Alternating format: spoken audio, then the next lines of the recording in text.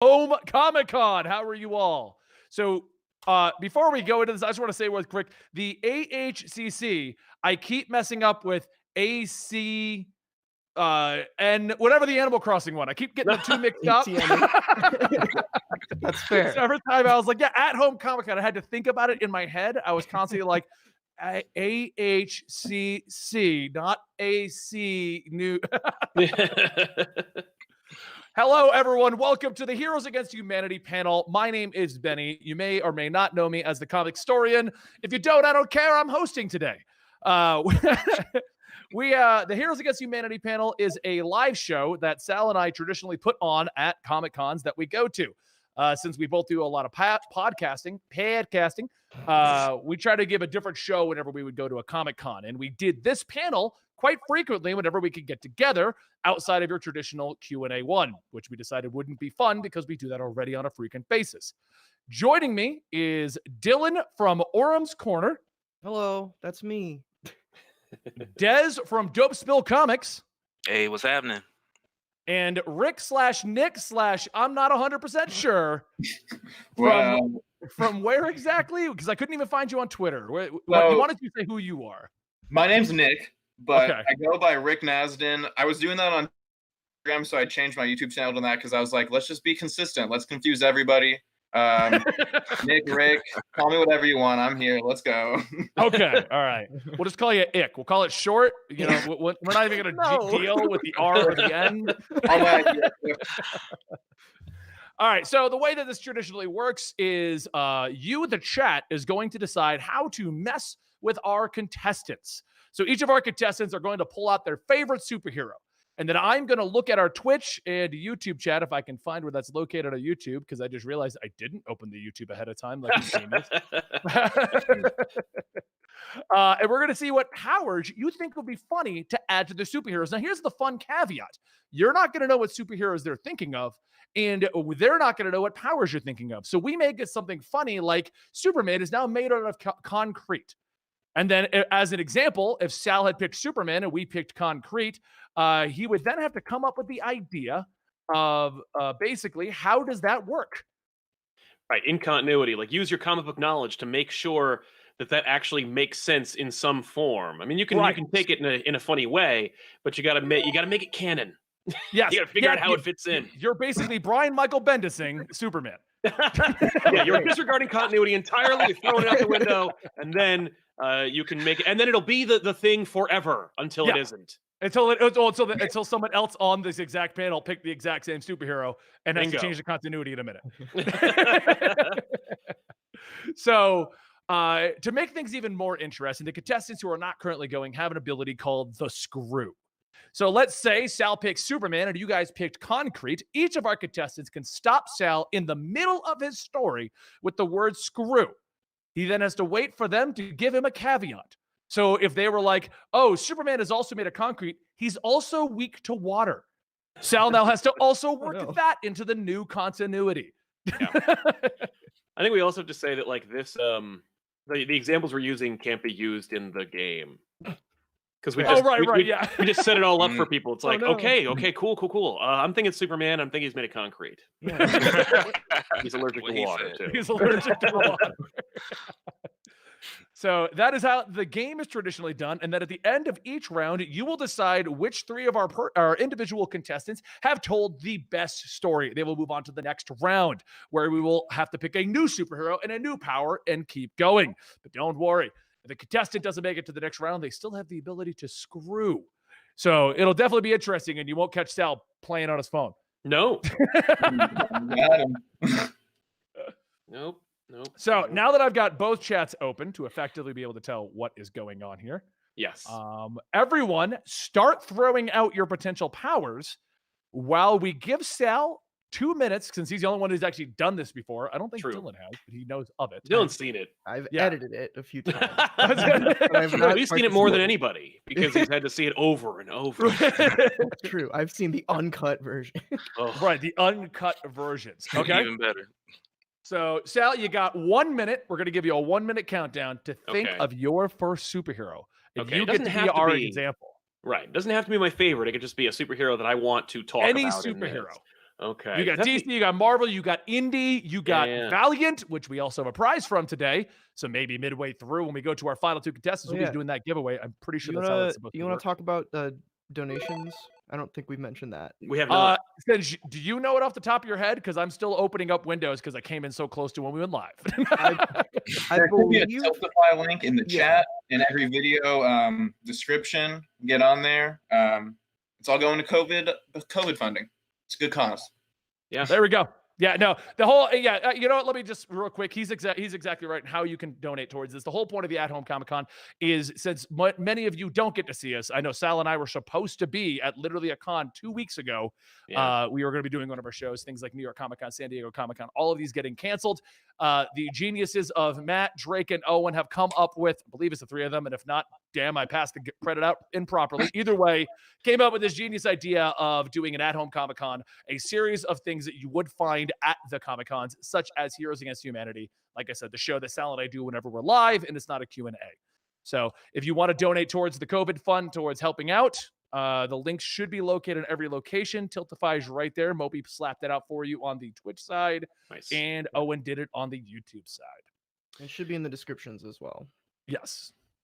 Oh, man, I'm kind of torn. I think we're gonna have to go with a classic character that everybody knows. That way, when these like things kind of trip up, it's kind of like everybody's aware of it. Everybody's on the same playing field.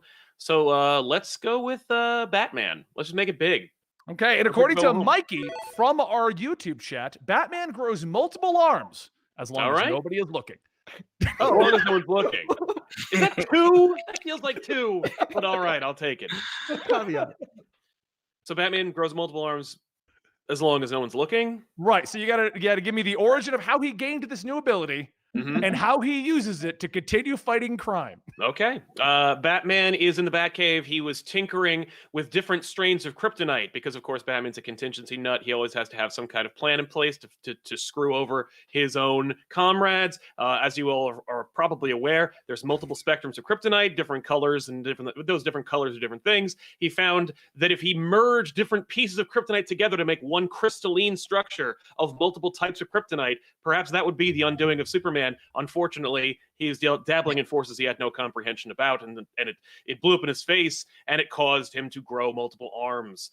It was some combination of like blue and yellow and whatnot. And anyway, the point is that he was bathed in Kryptonian radiation, and it caused him to grow multiple arms. Unfortunately, he can't. I'm going to use Dylan just to give an example here. It says Dylan. Dylan, add a caveat to this. Oh, you just used my screw? Well, you turned into the example screw. Okay? That's hilarious. Bonus. You get a bonus screw if you got a good one after this, okay? Fair. Okay. I trust you not to abuse your screws. all of the kryptonite that Batman used, at some point, I'll let you choose the point in his canon. At some point in his canon was distributed out among Gotham, a la Speed Force Storm. Okay. So Batman has been working with kryptonite for decades, or at the very least a decade, because God knows how old he is at this point. And so he's been working with kryptonite. Usually he used the green K, but over the years he's collected different colors. As he's collected each color, he put it into what he thought was a radiation-proof box. I think he used lead to protect it, but of course we're talking about alien rocks that he doesn't really understand, and his only context is the guy he's trying to kill with it and the rocks themselves. So it actually wound up disseminating throughout the city and getting into the water supply. So everyone in Gotham City has some Kryptonian extra power or weakness, but it's latent, it's diluted because of the water supply and being like kind of like spread out amongst millions of Gothamites. And so as such, everyone can do some extra thing that those kryptonite strains can make Superman do or become. So like turn inside out or whatever, I don't know. Okay. But yeah, so Batman's got these arms, but because it's a hodgepodge of different types of kryptonite, they disappear when people look at him. So ultimately, he doesn't really have much to worry about. He's working at the Batcave. He's just triple productive because he's able to work on multiple computers at the same time. He's building bigger and better gadgets, more Batmobiles. The only problem is when he's in the Batmobile, usually there's no one else in there, so he's got to deal with those arms. But that's no problem for him because now he's added extra switches and dials. So now the Batmobile can fly and it can shoot lasers and it can run up walls. I love Joel Schumacher. It's amazing. All the exact same time. Yeah, all the exact same. He's a multitasker. Yeah. I feel like this is actually pretty beneficial for Batman, who's a stealth character, because you know how in like the Arkham games you have the little marker that shows the little villains how aware they are of where you are. Yes. You know, Batman just has to look at like how close his arms are to going back inside of himself. Exactly. And then he'll know like people see him. Yeah. Like meter. Right. Yeah. It'll make a Solid Snake sound like. Yeah, exactly. His arms, they're always carrying like a mandolin. Yeah. They play when they go back in. All right. Well, that sounds like Sal. So one thing I did not clarify, if you don't use your screw before they get to the end of their story, that's it. He's made it to the end. Sal's concluded his Batman with arms as long as nobody is looking. Yeah. So that now moves us to the second person. I hope you guys are a little more active with your screw because it definitely. I would love to just mess over Dylan as many times as we could. You have 30 seconds to think of a superhero, Dylan, while the chat throws out potential powers. I mean, I've already got mine, but I can give the chat some time if we Okay. let them have a minute. I'm pretty sure they know who I'm gonna choose, and I'm pretty confident in it because very small amount of history that I can interweave whatever power is chosen into. Just because this game likes to throw random rules out, it can't be Spider-Woman. Okay, well, there's a special rule in place where you can, if you have multiple Tsum Tsums that character in invisibility, you can't use that character. I came prepared. Oh my god! Right, so you can't use it for your first round, though. All right, fair enough. Let's go with my second favorite then. We'll go with Iron Man. Okay, so Iron Man, thanks to our YouTube chat, is a unicorn kaiju hybrid. Whoa. That's a lot to take in. Iron Man is a unicorn kaiju hybrid. So does that mean he's just a big unicorn? Or do I? But he's a hybrid. He's a hybrid. He's like an iron unicorn. Oh, right, he's also Iron Man, right? Is it like a Zord? I don't know. Dylan is about to tell us how it works. Me to find out. Like, how did the hybrid thing happen though? Like, does Howard Stark have some explaining to do? Like, oh, what is going on? Okay, so Tony Stark. We're sticking with Tony Stark here. We all know and love him. Pretty general, same history of Iron Man. Stuck in a cave, box of scraps, all that. Got through, became Iron Man, and everything was good up until we're gonna go recent. We're gonna go up until the point where he found out that his dad made a deal with Mephisto. Which I'm curious where this is going. Which very bad. Don't make a deal with Mephisto. That's a bad call. It's rule 1. But yeah, rule number 1: just don't make a deal with Mephisto. So Howard Stark decided that he would make this deal contingent on one thing, and the one thing was that he would be able to indulge in one of his fantasies someday. He doesn't know like when this will come up or how it will manifest, but he said, one day I want to be able to see a giant unicorn trollop around New York City. I don't care how you do it, Mephisto. I just want it done. So, upon learning this, for those that don't know, in the comic where this actually happens, including the unicorn kaiju, that happens in the comic. Little Tony Stark is there, and he witnesses this deal with Mephisto. So he sees that, and Mephisto realizes that he's there. So he plays like a little genie trick. He's like, "Oh, well, I'm gonna satisfy your twisted fantasy, but only after you're dead, so you don't really get to experience it." So after this deal, like decades later, Tony Stark is fighting a giant dragon during the War of the Realms. We're messing with when things happened a little bit, but bear with us here. It's Marvel. Retcons are all over the place. So during this fight, he got this idea that he wasn't just going to build a new armor, like a new, bigger version of the Iron Man armor, like another Hulkbuster to take down this dragon. He thought he would match it on its level, both its level of size and fantasy. So he decided that he was going to go into his cave, and he just had like a little twinkle in his eye. And a couple days passed, and he came out with a giant kaiju-sized unicorn Iron Man armor. And he took down the dragon with him. Screw. Okay. Whenever he wears his armor, he has to actually be plugged into an outlet. Wait a minute. Oh my goodness.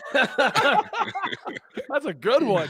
A lot of power he needs. Okay. All right. So on the first test drive of this unicorn kaiju hybrid armor that Tony's built, he realized that the arc reactor and the general power source that he's been using forever, for some reason, just crapped out on this giant unicorn. He thinks it might be because of the giant beam that he put into the horn that shoots rainbows out of it. That might have been the cause of the power sap, but he's not sure. But to be safe, he turned the entire what is it right now? Stark Resilient? No, that's years ago. Whatever Stark Industries currently is. I just call it that. Just Stark Industries. He turned Stark Industries into a big power battery, which is essentially a giant arc reactor, and there's an outlet plug the size of the entire building that he's plugged into. He's only allowed to go like 20 feet from Stark Industries in either direction. But he has that giant like blasting rainbow horn that he's able to use. So he gets some good range on that. I'm gonna put a screw in there as a host. Okay. At some point, he gets brought into the Power Rangers universe. At some point, he gets brought into the Power Rangers universe. Okay. I imagine he has to be in the unicorn kaiju hybrid armor. Oh yeah, of course, yeah. Sure. All right. So I don't know much about Power Rangers, so this will be interesting. We'll correct you. Okay, great. As you should. So after this battle is all over, he's beaten the dragon, the dragon that Gail Simone created for War of the Realms. Great tie-in, by the way. Give that a read. He packs up his things, and he's got the kaiju armor, kaiju unicorn hybrid armor packed away in Stark Industries. But then suddenly a portal opens above New York, above Stark Industries. And what comes out but a Zord? A Zord comes out, and he's like, hey, wait a minute, that looks like one of us. So he grabs Stark's unicorn kaiju hybrid armor and takes it off back up into the portal, back into the Power Rangers universe. And unbeknownst to the Zord, this armor is attached to Stark Industries in a giant outlet. And it rips Stark Industries along with it and takes all of Stark Industries, including Tony Stark and all of the employees that are there, into the Power Rangers universe. And then, we cut to black, like this is the end of the season, the end of the comic. And then we open 10 years later, we're in the Power Rangers universe. All of the Power Rangers, they now work for Stark Industries. They all now have Iron Man armors. And what's his fate? Big Blue That's Man, crazy. who commands them, the Power Rangers. Zordon? Yeah, him. He now controls like the day-to-day through Stark Industries, while Tony Stark is now like the leader of the Power Rangers. They kind of swap positions there. And now we have this whole world to tell stories in. Nice. Okay. All right. So there you go. There you go. All right. Nick or Des, which one of you guys thinks you're ready? You got a hero ready? I'll go ahead. You'll go? All right, here we go. All right.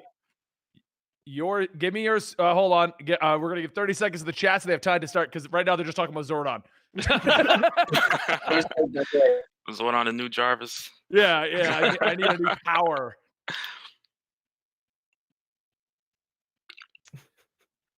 Form of an alcoholic, narcissistic billionaire. Yeah, Zordon slips into alcoholism after a bit. He's like, "Oh, I see where you're coming from, Tony. Oh man, this is Like rough." that cylinder's like one big glass. They just fill it up. Oh, okay. There's one that came up earlier. All right, who is your superhero, Des? I say Weapon H. Weapon H. Oh. When they sweat, they form a cocoon. Hey. Uh-oh. That was from our Twitch chat, Empole. Oh. When he sweats, he forms a cocoon. Okay. The counter to Weapon H. Right. It's like Protection H. All right. So Preparation H. All right. So okay. So this is what he does. For the cocoon. Okay. Well, since Weapon H was a new product, Weapon X getting started back up, he was given a number of abilities from different former members of the Weapon X program. So they ended up giving him, features from like Lady Deathstrike, from Wolverine, from Sabretooth. So that's the way that his adamantium is able to grow and shrink with him, whether he's in his human form or he hulks out. So the cocoon was something that was in an experimental phase that they wanted to mix in with the other powers to kind of test out if he would need that in a time of either safety or he wanted to get some extra sleep and not hear his alarm clock. So they put this in with his DNA. So whenever he wanted to, or whenever he sweats, that's when it comes out. So so if he works too hard and he starts to sweat, as a side effect, this other power would start to come out, and it would then form a cocoon. So he would only have so much time to hulk out and be Weapon H before the cocoon would fully cover him. I got a screw. Okay. Okay. All right, so Weapon H is constantly getting texts from people that he doesn't know, like they're random numbers, and he just gets a text and it just says I'm outside. That's all the text says. So like I don't know, like if I got that text from a random number, I'd start sweating. I don't know if Weapon H will, but that's all I'll say. I was like, he did a great job of making it work into like you basically merged Weapon H with damage. We have a time limit. Yeah, got a time limit. Okay, but now he's gonna sweat a lot. Okay, so now with him constantly getting these calls, what Clay would do, he would usually check his phone to see how much time he has left. But now he keeps getting all these texts and these calls saying I'm outside, and he doesn't know who's outside. But he keeps going outside, running inside and outside, and he builds up this sweat, which turns into a cocoon, and he gets like stuck in between the door. You know what I'm saying? So he's like constantly looking back and forth, just turning his head side to side to see if anybody's really outside. But he's stuck there just looking the whole time, getting Just more looking. text messages. Yeah, because the sweaty cocoon has him stuck in the doorway. Yeah. But then, okay, I got one more thing. But then he gets mad. He hulks out, and it breaks the cocoon, and it breaks like the door and everything. So he's good. Okay. Just have to fix the house now.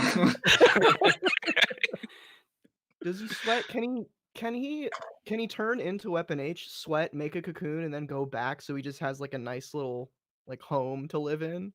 Right, like probably, it's bigger. Yeah. It'll be like the Hulk size cocoon, and then he would just turn back into clay, and then cut a door out There so you he can go. walk in and out. He just makes little tiny huts everywhere he goes. Right. He can go camping wherever he wants. Yeah, like you see like this Weapon H size like cocoon in the middle of the forest with all kind of vines and everything going around it, looking like an elf house, and like Clay like living in the cave or something. Just follow the trail of cocoons to find him. All right. So that leaves us with Nick. The chat has got another 30 seconds to start throwing ideas out at us. So I hope you got your superhero ready to go. Rick. Yeah. Nick. Ick. Yeah. I got a very gross superhero for you all to ick at. Let's do it. Okay. Then I love this one from Douglas Clark. Who is your superhero? I'm gonna do Booster Gold. Booster Gold's skin is made out of pizza. Oh. Booster Gold is a superhero that nobody takes seriously already. He's got sponsorships all over his jersey, his uniform, excuse me. And just last year, he actually took a sponsorship from Domino's. But he took it one step further than anybody thought possible. Everybody on the Justice League told him he was crazy, but he went in labs and had a procedure done that turned his skin into pizza. And Booster Gold is not, he's still a superhero. He's still fighting villains. He's still patrolling the stream, but he's also out in the halls of Congress trying to tell people that pizza is indeed a fruit and a vegetable and that it's healthy to eat pizza. He's a superhero. He wants people. I want to throw a screw in there. Okay. Okay. All right. So, his skin's made of pizza. He's at Congress, but then he's attacked by the Ninja Turtles. Oh. who haven't eaten for a week. Go. Oh, man. Cowabunga. Booster Gold, he's walking through the halls of Congress, and all of a sudden he sees just like a ninja star fly by him, and actually like a slice of pepperoni that was his ear falls to the ground. And it's a problem because now he can only hear from one side, and he quickly turns around, and there's two Teenage Mutant Ninja Turtles staring him down. And he's from the future, so he knows that these turtles mean business, and he knows that they're actually from the anti-pizza lobby. Like, they like eating pizza so much, they want it to be considered unhealthy. They're teenagers. They don't want to be seen as eating fruits and vegetables all day. So they need to stop Booster Gold. They need to take him down. And so, they're fighting, they're smashing throughout all of DC. At one point, the Ninja Turtles have Booster Gold pinned to the giant, like the Washington Monument. And all of a sudden, Booster Gold, he just disappears from the time stream, and he comes back with extra sauce all over him and extra cheese. And, he just takes these Ninja Turtles to town because nothing in the way of extra cheese on a pizza. You'll know this. I'm going to do a host screw. Booster Gold, when he came back, also had pineapple on him. Oh, man. And very controversial opinion, but Booster Gold is one of those people that likes pineapple on pizza. And when the Ninja Turtles start scoffing at him because they think they're true pizza believers, and of course somebody who thinks pizza's a fruit would like pineapple on their pizza. But their scoffing at Booster just gives him more power, and he kind of gets cheesier and starts throwing out stupid puns because he's just feeling himself so much. Takes the Ninja Turtles down, throws them back in the sewer, but because he is a good guy, he leaves them with a lifetime supply of pizza. He's not, they're all heroes. They fight for the same cause. They're just, that's DC for you. It's Washington, DC. All right, all of these, as the host, I can't decide who had the best one. So we're going to do another round of the exact same thing, not because I'm looking at time and how long each of those took, but entirely because I feel like all four contestants should get a full second round. And then the chat will pick their two best ones to go head-to-head for the finale, okay? So, taking it from the top, Sal, think of another superhero. Okay, I guess we'll go with Exo Man-O-War because of our Valiant prize. Nice. Do we want to talk about the giveaways?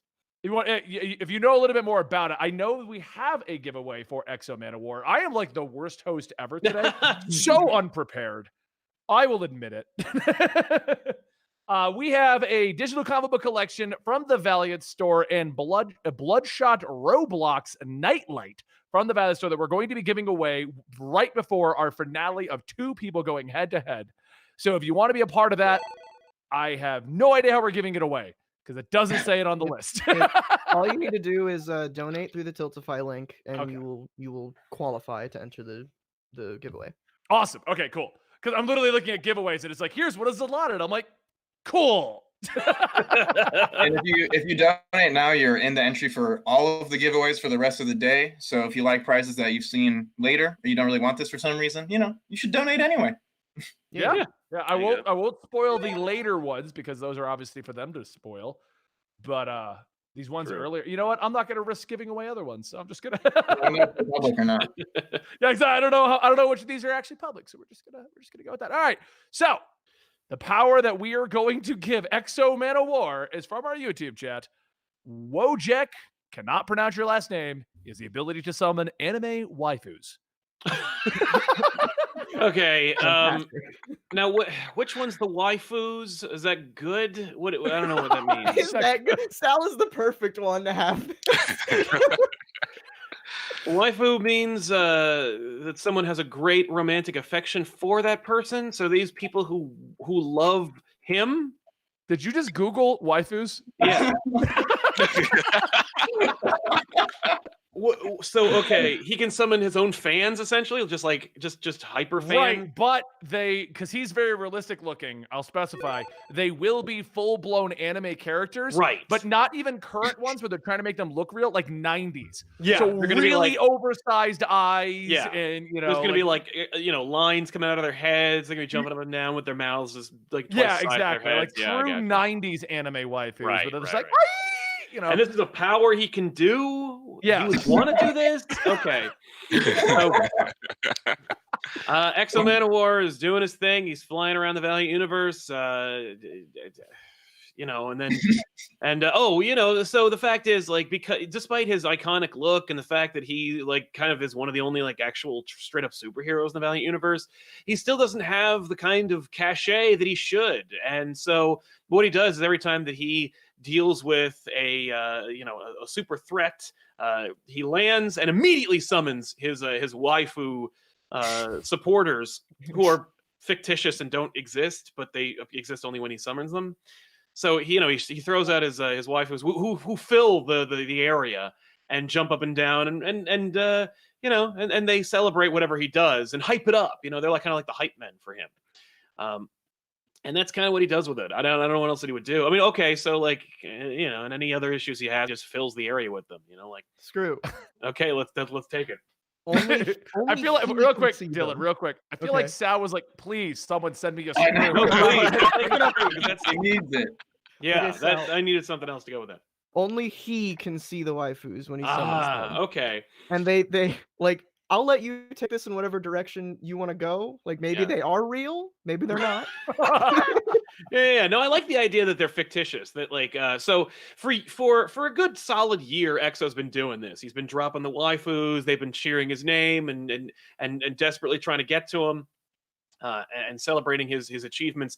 And it's after about a year or so of him basking in their glory and kind of pointing at them. He's taking up wrestling moves. He's like, "Yeah, come on, I'm number one. Let's hear it. Come on." And the onboard AI of the suit itself tells him I've been holographically projecting these into your retinas. There are no waifus. It's all been in your mind. So on one hand, he true. Yeah. Just so you can learn more terms today. No, they're not in his mind. They're yanderis. So a yandere is a person who is initially very loving and gentle, but their devotion becomes destructive in nature, often through violence and brutality. They've gone they're rogue. real, but they are real. They are real. Yeah. Okay. And they become destructive to him because they love him. Right. So I guess I'll just throw out what I just said, unless you want to say that the suit. Okay, keep it all in. So the suit's they're not real. You've been making an ass of yourself in front of everybody. I thought it would help to support your self-esteem, but it's only made you more of a jackass. And Eric is like, "Why would you do this to me?" And then he summons them as kind of trying to get an audience because it's so used to it at this point. And he calls to them, and he asks them why, why did you put me through all this? And then they just shout, devoted, exuberant cheers and accolades. And he's like, yeah, no, please don't give me lip service. And as they start to cheer, they get closer and closer and closer to him. And he's like, no, you're not real. Please back off. And then one of them grabs onto his arm and they rip off a gauntlet. And he's like, whoa, what's going on here? And then all of them just start swarming him and ripping off pieces of his Exo's armor so that they can get a piece of it and put it up in their imaginary room that doesn't really exist, because while they don't exist because he summons them, they do exist physically in space, so they can take him apart. And so they start ripping him apart. And so he's just left as a naked Babylonian. The wheels turning in Sal's head as that was going. So, you know, they rip off his spinning. Yeah. So they essentially, like, they rip off the entire suit. So, like, while Arik is left by himself being kind of just like this naked Visigoth, the suit has gotten its comeuppance. So, and of course, because the whole thing was a power that came from the suit, he doesn't have to deal with those anymore. Once they destroy the suit, they cease to exist, and he's free. Of course, he's naked, and he's probably going to go to jail, but, you know. But, you know. All right. That was an interesting way to take topics you had no idea about. Yeah. Well done. Thank you. All right, Dylan, I hope you're ready, because the chat is definitely going to start throwing out their powers for you. Give them to us. Am I allowed to go with what I was going to go with? I don't know. Des, do you think you should have Spider-Woman or not? Yeah, we'll go for it. Yeah. Thank you, guys. I'm curious to hear where he's gonna go, where he's gonna take it. It's gonna break his heart because they're gonna throw all these we'll just be merciless at him. You use Spider-Woman, like ruin her. As we should. Secret powers. All right. We're gonna grab one from Mega Comics. Who's your superhero, Dylan? Spider-Woman. Yay. And she has a magical beard and burritos for arms. Oh. Yes. Very creative. Oh, I may have combined two of them for that. Okay. Fair enough. All right. So, Spider-Woman, no stranger to having her powers be in flux. You know, and also no stranger to having her origin retconned. We're gonna go into a world where there's a third Spider-Woman origin. And this time, Marvel kind of fell off the rocker. Like, they really stopped caring about Spider-Woman. Like, let's go 5 years into the future. Sony made a movie about her. No one liked it. No one wants to see it. So you know, they already gave her a baby, and that got some press. That kind of worked. But now we're like, okay, we're 5 years in the future. The baby's gone. Maybe it's aged up. Maybe it's gone to a different universe. Who cares? Porcupine's gone. Spider-Woman is basically back to bare minimum nothing. So they bring Bendis back. He's off of DC again. They bring Bendis back, and Bendis at this point is like, oh god, he's been through the ringer at DC, and he's back to Marvel. And he's like, I want to come home and write a character that I really put on the map. I'm gonna make another Spider-Woman origin. So we get Spider-Woman Origin 2. And this time, Bendis is no holds barred. He doesn't care about continuity more than he's ever not cared about continuity. So he decides that Hydra, famously known for taking Spider-Woman in, Jessica Drew in under false pretenses and training her to be who she is after being given spider DNA by her Hydra scientist father. This time, Hydra is not a organization that is thousands of years old, that's, you know, focused on world domination or being Nazis or whatever the case may be at the time. They just are really vehemently wanting to perfect Mexican food. And you know, Bendis doesn't explain this, like why he's made this change, but he's gone and done it, and because he's Bendis, they let him. So in this new origin of Spider-Woman, her father is not a scientist. He is a chef. He's a super spy chef that works for Hydra. I'm gonna throw out a screw. Okay. Bendis forgot which Spider-Woman he was dealing with, and now it's Julia Carpenter. Fantastic. Cal found a way to take it away from me while still letting me have it. Like, no. He thinks it's Jessica Drew. Okay, but it's okay. But it's actually Julia Carpenter. And some editor has to fix it. I was about to say, I feel like you're just kind of rolling and trying to think as you go here, stretch it out like. No, I'm just thinking like, because Bendis would do that. He just Dylan though. Oh yeah, Dylan wasn't getting to the burrito arms and the magic beard yet. We had the origin of Bendis. I was on the verge of there.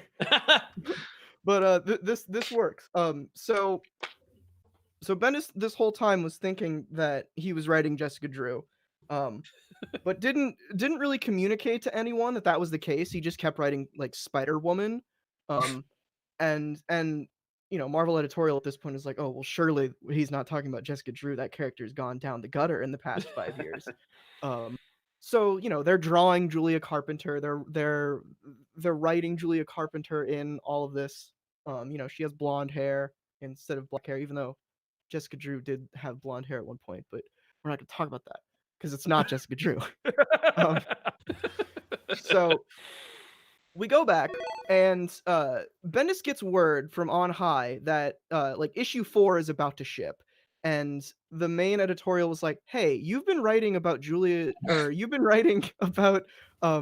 Carpenter this whole time, but also using like some of Jessica Drew's origin. What's happening?" And then Bendis suddenly realizes, he's like, "Oh, okay. You know what? We're just gonna go with Julia Carpenter then." So issue 4 happens, and there's an inconspicuous scene at the start where there are two little girls, who one of them is just like shoved away to the side, and then the other one we just start focusing on her, and then the chef dad, who is the dad of Jessica Drew, was like, "Okay, I'm not gonna use my real daughter. We're gonna use this girl instead. That's just here now. Don't think about it too much."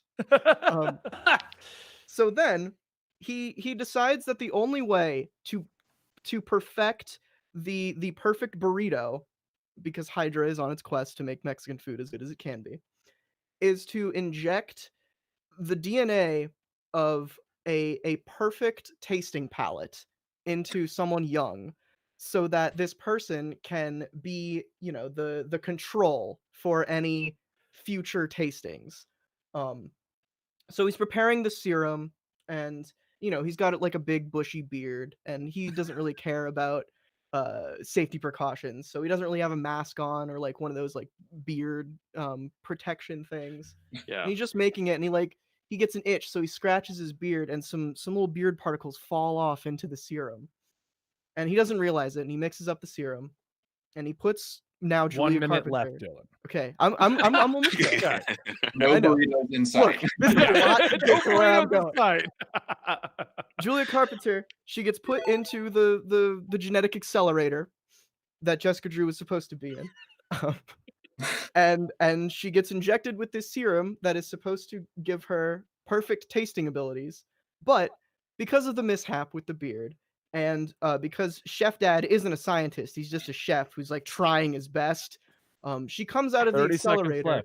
She comes out of the accelerator baked a little too long, and she's got floppy burrito arms and a big bushy beard. Yay! Look, Okay, man, so context is very important. you have 10 seconds to tell us how she uses this in combat. No, she doesn't. Like, she's a horrible experiment. They throw her in a pit, and they're like, we will never speak of this again. And they fire Chef Dad. He's gone. I want to shut spin-off though. What's that? Is the pit refrigerated? Is the pit refrigerated? Good question. Probably not. Oh man.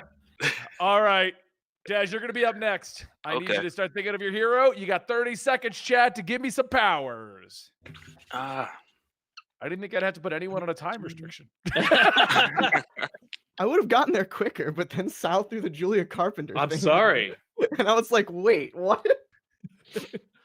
Could it be a villain? Yeah, any comic book character is allowed. You could even be like Mary Jane. Like, Jimmy Olsen. I want to pick the Batman Who Laughs. Oh, okay. This is going to be interesting. Okay, I'm going with this one from Thomas Ager in the YouTube side. The Batman Who Laughs, high in his suit. Huh? Oh, wait, come again? What? Whenever the Batman Who Laughs is in his suit, he's high. He's high. Okay. We'll go with a marijuana high to keep it family friendly-ish. Right. You know? Okay, yeah, marijuana is definitely family friendly. Batman Who Laughs, very family friendly. You can buy it on the corner store. So, no, true. All right, so the Batman Who Laughs. man. So in the dark multiverse, oh man, where do I take this? All right, so so in the dark multiverse, after becoming the Batman Who Laughs and pretty much killing the entire Justice League, um, before when he meets Barbatos and he tells him, I want you to come along to the light multiverse and help gather the different Batmen and this, that, and the other. I need you to go through one final process before all of this will make sense to you. So the Batman Who Laughs is like, all right, cool. So he takes him to the Ace Chemicals in the dark multiverse. And the Ace Chemicals is actually like what was it, CBD or THC, whatever?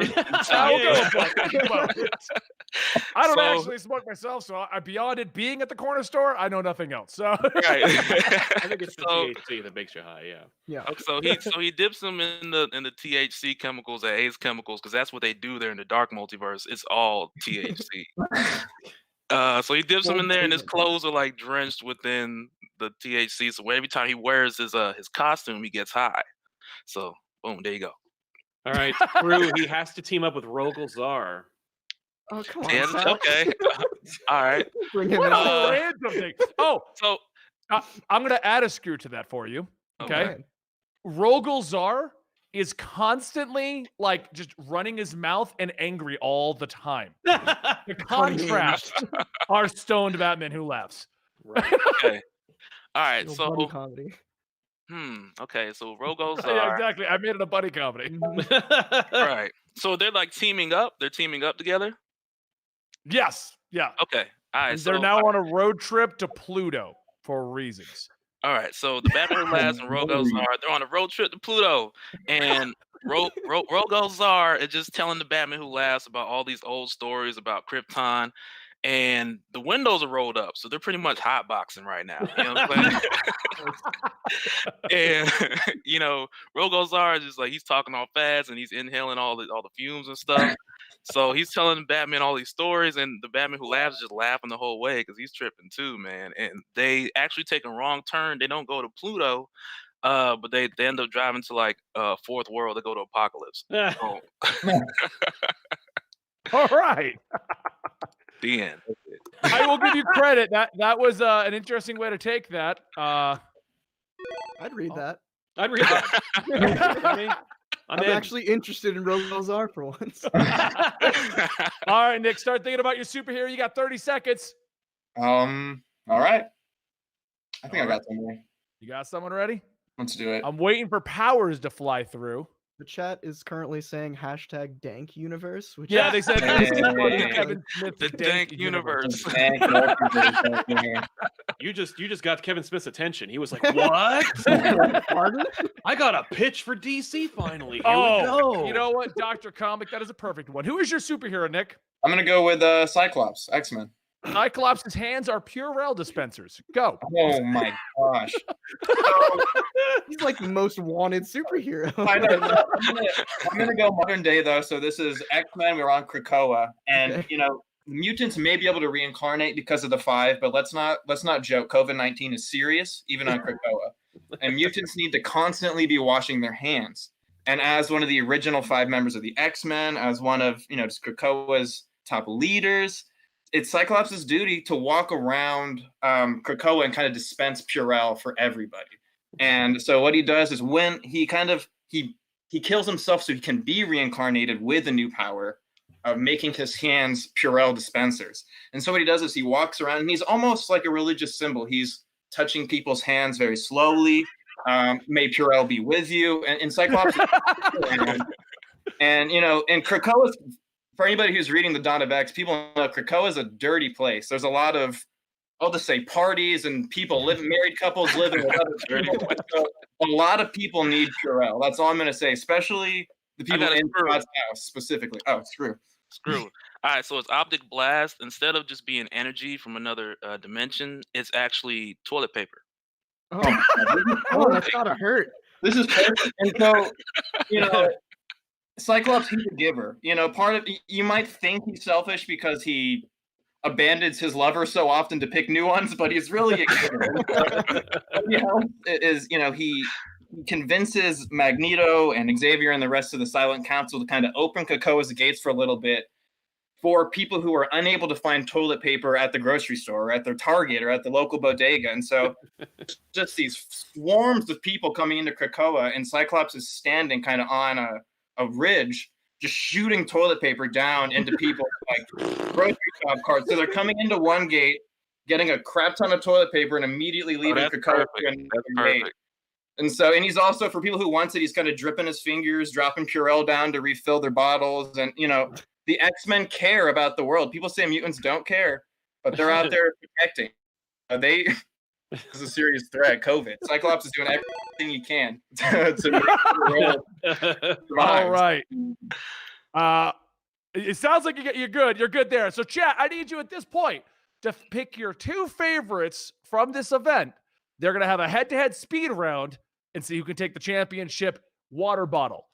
It was nearby. I'm also drinking from it. You'll get a fresh one. I'm using that.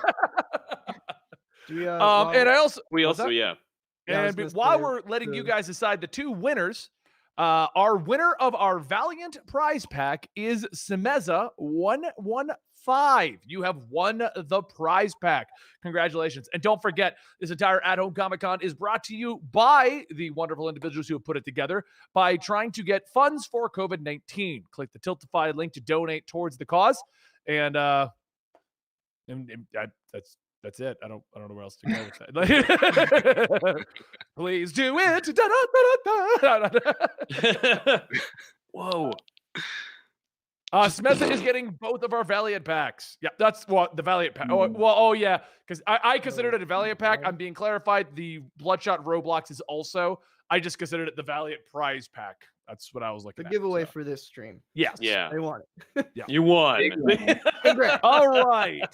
I'm going to look at these, and we're going to see who our winners are. Now, if you did not win into the final round, you please need to throw a screw in on the contestants. Also, keep in mind the two finalists are going to get 3 minutes each, speed round, to give us their full discussion. Okay? The Batman who puffs. I love that. I just seen that. Yeah.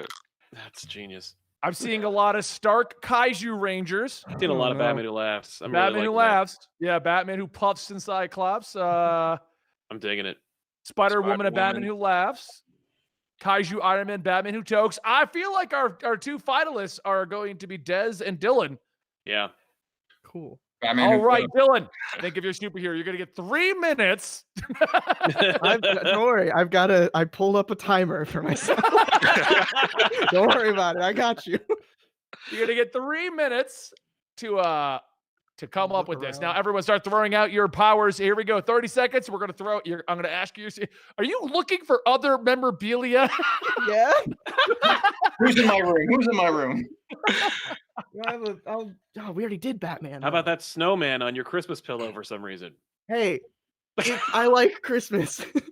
It's April. It's April. That's an all year round thing. All right, Dylan, who is your superhero? We'll go with Captain America. Captain America can turn into a pickle. He can turn into a pickle. Wow. Yep. 3 minutes. Go. Hilarious. Okay, so Captain America was part of a engineering program as Steve Rogers years and years ago during World War II.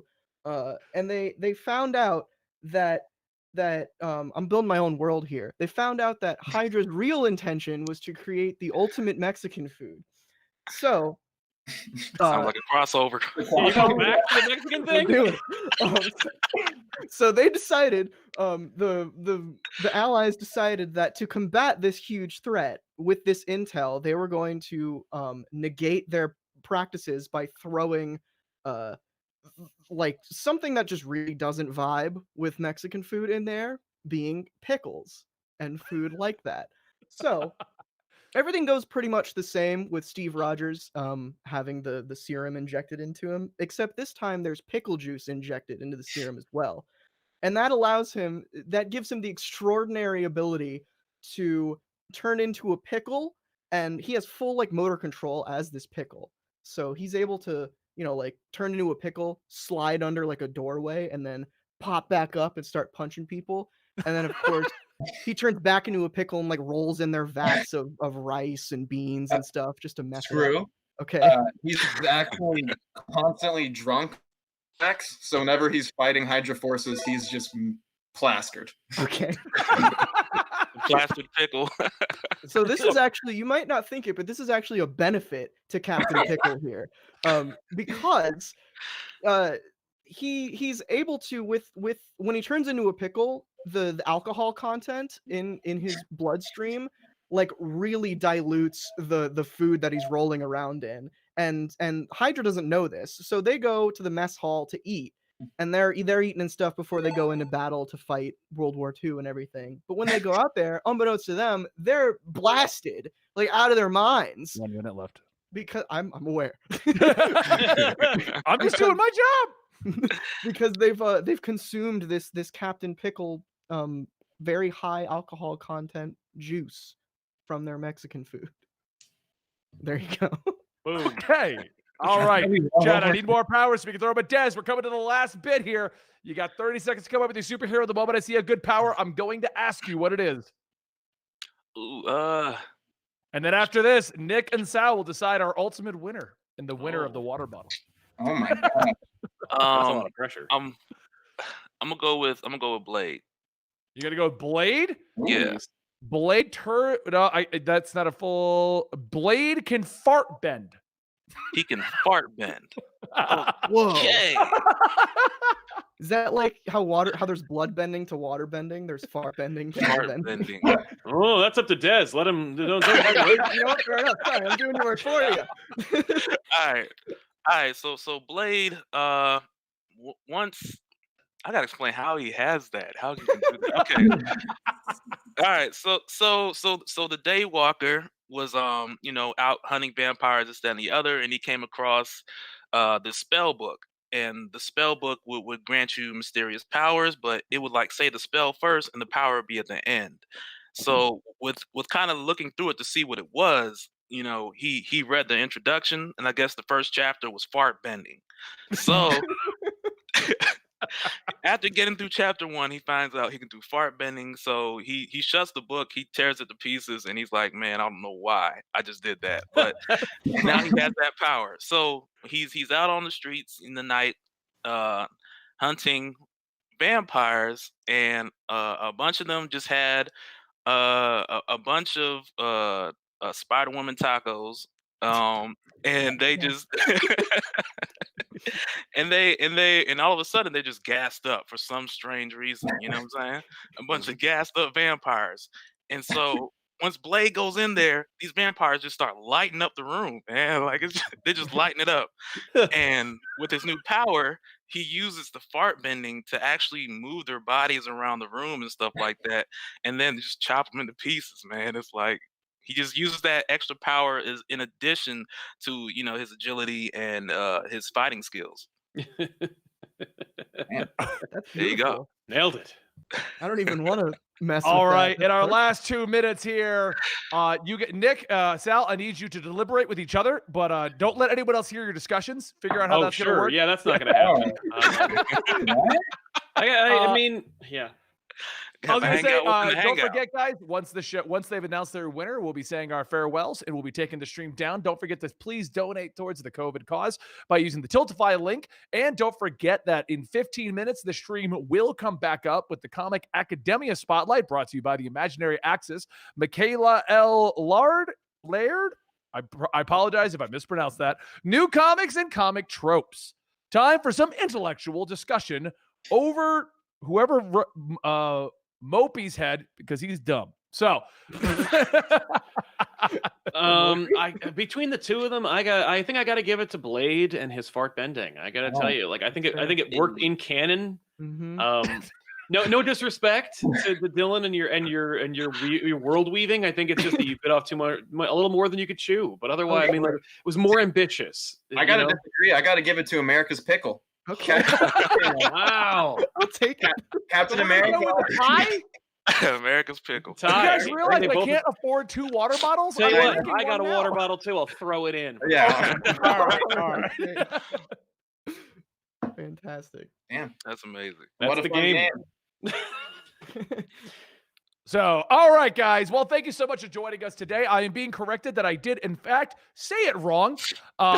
It is Scottish for Lord. I'm going to correct that to fill our last minute here. Just a heads up. Yes, don't forget to stick around for the next panel, which will contain the imaginary access. We're just going to say Michaela, new comics and comic tropes. All right. I hope you guys enjoyed. Don't forget to please donate to the cause here. You can find me at Comic Storian. Sal is from Comic Pop.